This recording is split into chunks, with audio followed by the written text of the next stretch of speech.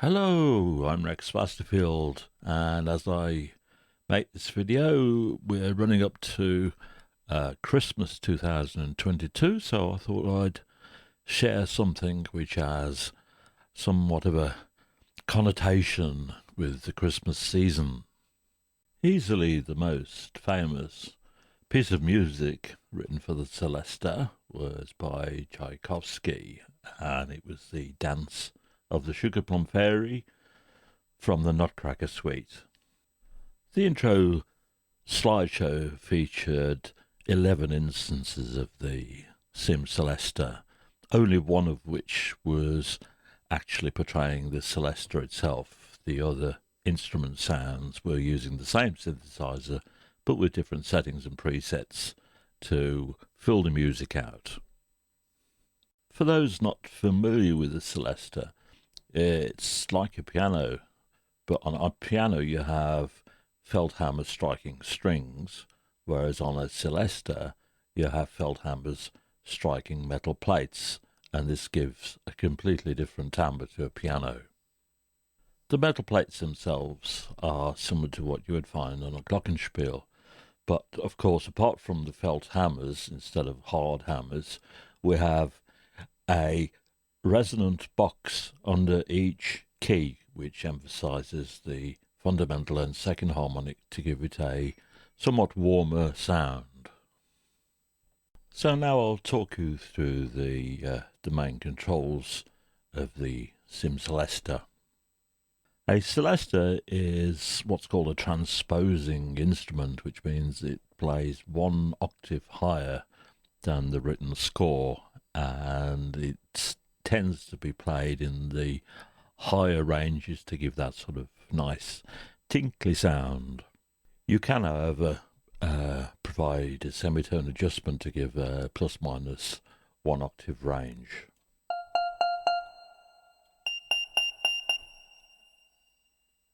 The keys are panned left to right across a 5-octave range to create a stereo field, and you can adjust the width of the stereo field with the stereo knob.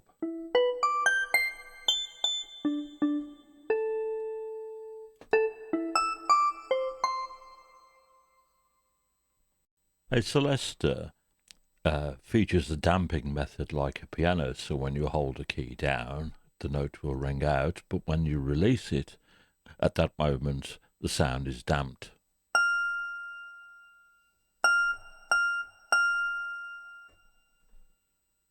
It also has a single pedal for sustain, and this raises all the dampers, so you can play it like a piano.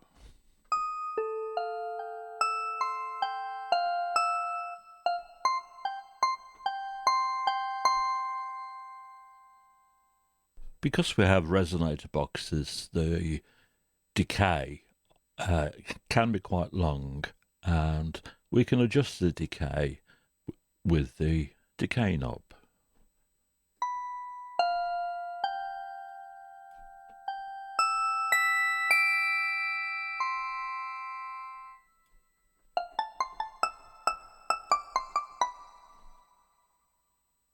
If we have pedal mode selected, we can use the sustain pedal, but if we want to switch to sustain mode, then we don't need to use a sustain pedal.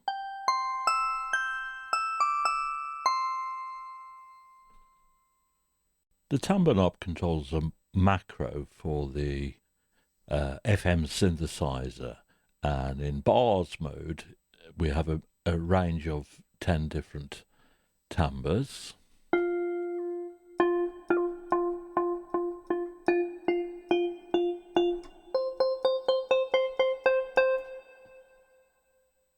If we change to bells mode, then the timbre control changes to give a continuous range of timbres where we can adjust non-integer partials to create bell-like sounds.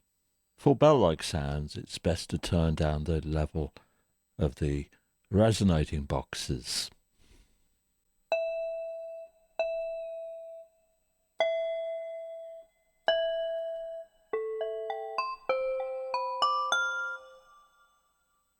And this is the effect of the resonating boxes on the basic Celeste sound.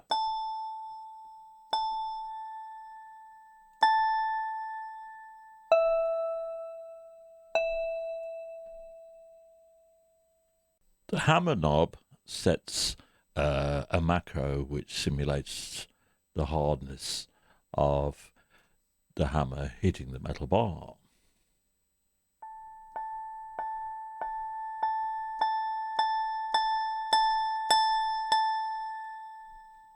The German company Schiedmeier are the only manufacturers of genuine Celestas because they hold the patent to the hammer mechanism. And they go to a lot of trouble to make the action as quiet as possible. But by listening carefully on YouTube, I could hear a little click on the key depression when the hammer mechanism strikes. So you can adjust that level of sound with the keys knob, and it would be higher if you have a microphone closer to the instrument. You'd hear more of that hammer sound.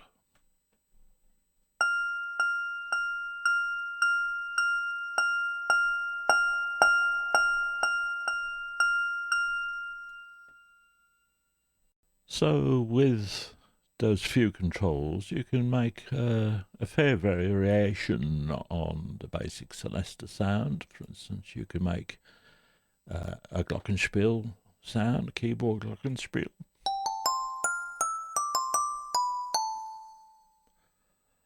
And being a synthesizer, you can do other things with it.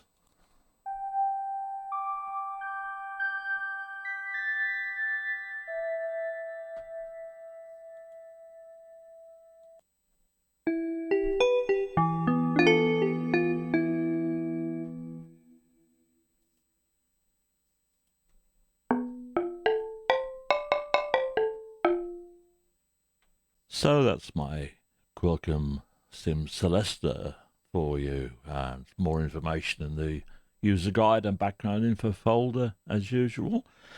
And whenever you're watching this video, I hope your next Christmas season will be a wonderful one. So until the next time, bye!